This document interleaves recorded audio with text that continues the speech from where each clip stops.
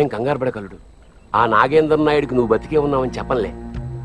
కాకపోతే ఆ చచ్చిపోయిన పిల్లకి మాటిచ్చినట్టే నా కూతురు కూడా మాటి, దీన్ని పెళ్లి చేసుకుంటానని.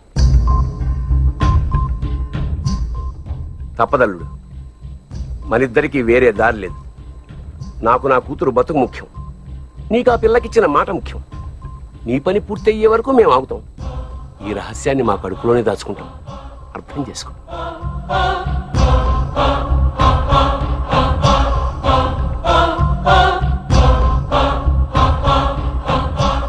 అమ్మయ్యా, అమ్మాయి అల్లుడు ఒప్పుకున్నాడు. రే అల్లుడు గారు తోడుగా వెళ్ళు, జాగ్రత్తగా చూసుకో.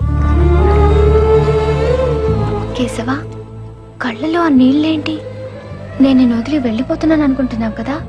నేను ఎక్కడికి వెళ్ళడం లేదు, నీతోనే ఉంటాను.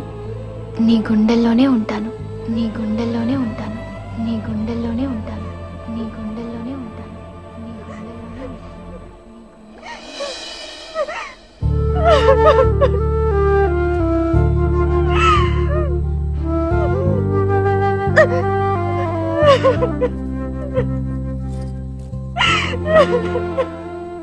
చంద్రకళ, నువ్వు ఇలా బాధపడతావని ఇంతవరకు నీకు నిజం చెప్పలేదు. మీ అక్క ఆశయం నీ ద్వారా నెరవేర్చాలనే నీకు దగ్గరయ్యాను. నాట్య నివేదన నీతో చేయించాలన్న ఉద్దేశంతోనే చంద్రకళ నా జీవిత గమ్యం అన్నాను. నువ్వు విసిరేసిన ప్రతి మువ్వలోనూ మీ అక్క పంచ ప్రాణాలున్నాయి.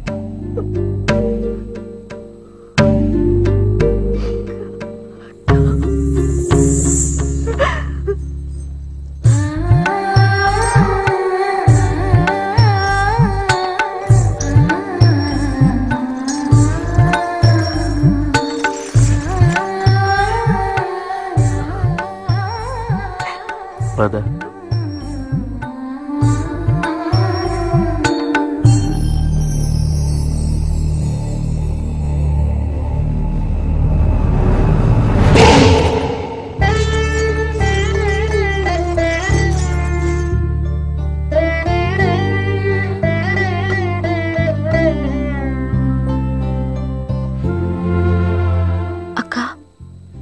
రేపు శివుడి ముందు జరిగే నాట్య నివేదనం నిర్విఘ్నంగా జరగాలని ఆశీర్వదించు.